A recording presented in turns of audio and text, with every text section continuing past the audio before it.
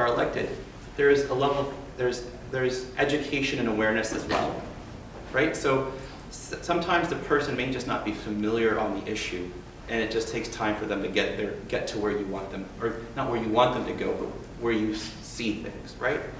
And at the end of the day, like us had said, they're the office holder. And that's what I'm reminded of from time to time when I even walk into my office. It's my boss's name on the door. Like, she's the one who ran for office.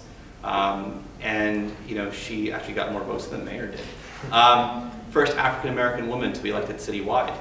And so, you know, that it's her name on the door, not mine, right? So that, you know, she had the courage to step up and take this position, even though the establishment was supporting someone else.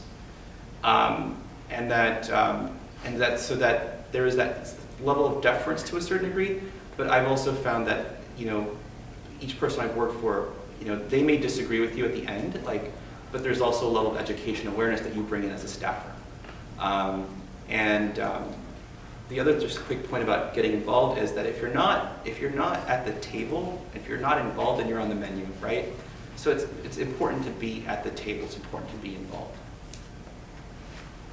Yes. Do either of you guys ever plan on being candidates? I mean, being that you guys are both talking about. Yeah. I appreciate go first. Yeah. No, I appreciate that. I mean, you know, it's like, you know, that's certainly, you know, considerations for both of us that we think about. But you know, those are in some ways it's almost harder to run. It's funny because people always talk to us because we work in politics. It's almost harder to run when you work in one of these political offices for another office, mainly because it's a conflict with what you do, right? So like if I run for something, everyone's going to ask my boss, were you in support of this, you're not in support of this, is that an issue or whatever. And you know, like I may have to take a leave of absence from what I do to do that. So like in some ways it complicates, like in some ways it's helpful because you know, you get to work with people. But actually the best people to run for things are people who do other things, right? Like a lot of like members of, if you look at like members of Congress, just for example, you know, a lot of them were doctors. You know, obviously a lot of them were lawyers, but a lot of them were doctors. More of them were lawyers. A lot of the people, one of the most common professions, this is actually funny, in politics in New Jersey, and probably in New York State too, profession is funeral homeowner. You own a funeral home. That's a Jersey thing. Because they just bury it. Because Rush Hole's a rocket scientist, right? So I mean, people come from a varied background. So the funeral home thing is funny because actually that person who, you know, it's interesting because that person who runs a funeral home, he actually knows a lot of people in the community, and he's dealt with a lot of people at a very sensitive moment, and so they're very understanding, and so a lot of these people are going to become political leaders or local political leaders. But one of them actually is funny. I guess it's funny, but he said he's a county chair, which means he runs the whole county Democratic Party, and he said, you know, I can never go door to door walking with candidates. Because he goes, it happens right in the first door. You go to the first door, and the woman says, "Oh my God, he just left. I just saw him. He just left," thinking that this guy's here to tell you that someone just died. So you know, it's one of those things. But yeah, so people can come from all professions to run for office. You know, certainly, you know, this may be a consideration for us in the future. But you know, if you're interested at all in issues and think, you know, why don't they do this or why don't they do that? Even if you're not working in politics, you can run for office or run for Board of Education or run for these things. Yeah. It's very attainable. The people who are in office, no offense, are not the best and brightest, but the people who showed up, when they asked who wants to run, they showed up. And that's it. Yeah, we don't have the funeral home problem in New York. I can't think of anybody.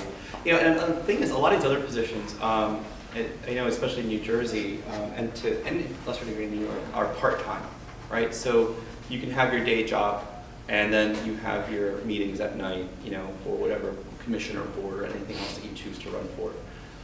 So that is something that would be very doable. And I think that, you know, if you guys are interested in any issue, wherever you live, think about getting involved. As far as my own, you know, future, you know, it's something that it's there. Like, you know, I've had, you know, I've had some conversations off and on. It's not like a deliberate plan of, you know, got to do this.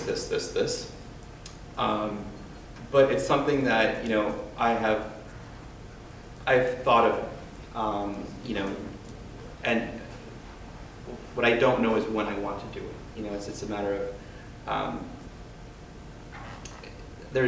mean, we all have our personal responsibilities and family considerations and everything else. And so I think, figuring those things out would take time. Does that answer your question? Thank you. I know we're running close to, people have class at 4, so we're just going to wrap it up, and please give another round of applause for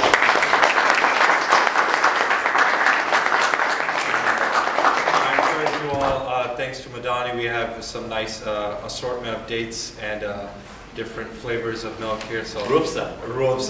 So please enjoy, and if you'd like to speak to any of our speakers, you're welcome.